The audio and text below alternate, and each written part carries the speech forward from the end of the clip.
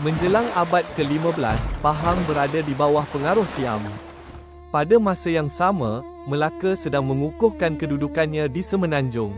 Dalam keadaan itu, Melaka membuat satu langkah strategik. Langkah ini tidak memusnahkan Pahang, tetapi mengubah bentuk pemerintahannya buat selama-lamanya. Menjelang pertengahan abad ke-15, Pahang berada dalam kedudukan yang rapuh dari sudut geopolitik. Secara tradisi, wilayah ini berada dalam lingkungan pengaruh Siam, namun pada masa yang sama, Melaka di bawah pemerintahan Sultan Muzaffar Shah sedang berkembang sebagai kuasa serantau yang baharu.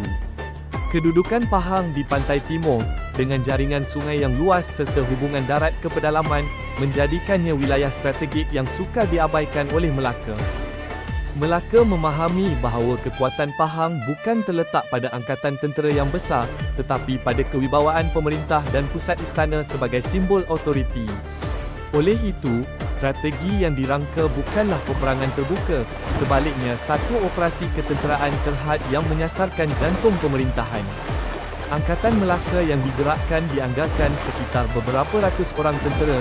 Mereka tidak bergerak sebagai satu armada besar yang mudah dikesan, sebaliknya menyusuri laluan sungai secara berperingkat sebelum mendarat dan mara ke pusat kuasa di Hilir Pahang. Matlamatnya jelas, iaitu menawan pemerintah, bukan menawan seluruh wilayah.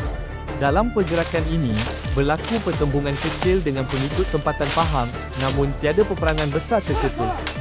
Ketiadaan angkatan tetap dan pertahanan berlapis menyebabkan penentangan tidak dapat disusun secara bersepadu. Apabila pasukan Melaka sampai ke pusat pemerintahan, peristiwa penentuan berlaku dengan pantas. Maharaja Dewa Sura berjaya ditawan dan dibawa ke Melaka. Dengan tertawannya pemerintah ini, runtuhlah otoriti Pahang Inderapura tanpa perlu melalui peperangan yang berpanjangan. Selepas penaklukan tersebut, Melaka tidak terus menubuhkan Kesultanan Baharu. Sebaliknya, satu pentadbiran peralihan diwujudkan bagi memastikan kestabilan wilayah yang baru dikuasai.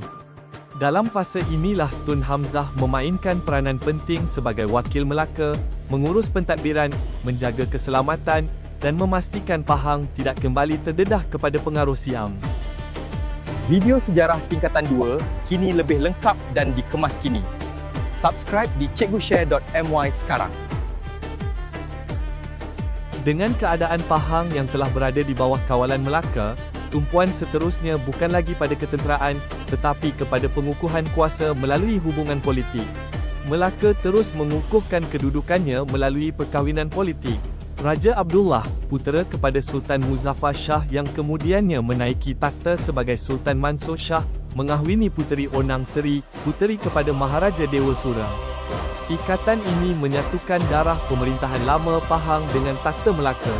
Hasil daripada perkahwinan tersebut lahirlah Raja Muhammad dan Raja Ahmad, dua putera yang membawa pertalian langsung antara Melaka dan Pahang. Namun, setelah Raja Abdullah menaiki takhta sebagai Sultan Mansur Shah, berlaku satu peristiwa di Melaka yang mencetuskan krisis adat dan istiadat istana. Raja Muhammad, yang ketika itu telah meningkat remaja, terlibat dalam satu kejadian yang mengorbankan Tun Besar, anak kepada Bendahara Paduka Raja Tun Perak. Ketegangan antara keluarga diraja dan pembesar hampir mencetuskan kekacauan, namun berjaya diredakan oleh Bendahara Tun Perak demi menjaga adat Melayu dan kestabilan negeri. Walau begitu, peristiwa ini membawa kepada kesimpulan bahawa Raja Muhammad tidak lagi sesuai untuk terus berada di Melaka. Dalam konteks inilah Melaka membuat satu keputusan yang bersifat politik dan strategi. Raja Muhammad, yang mempunyai pertalian darah dengan Pahang, dihantar ke wilayah tersebut untuk dirajakan. Dengan langkah ini, Melaka bukan sahaja meredakan krisis dalaman, malah mengekalkan pengaruhnya di Pahang melalui seorang pemerintah yang memiliki legitimasi tempatan. Akhirnya, Raja Muhammad dimasyhurkan sebagai Sultan Muhammad Shah, Sultan Pahang yang pertama. Dengan pemasyhuran ini, berakhirlah era Pahang Inderapura dan bermulalah Kesultanan Melayu Pahang sebagai sebuah institusi pemerintahan baharu.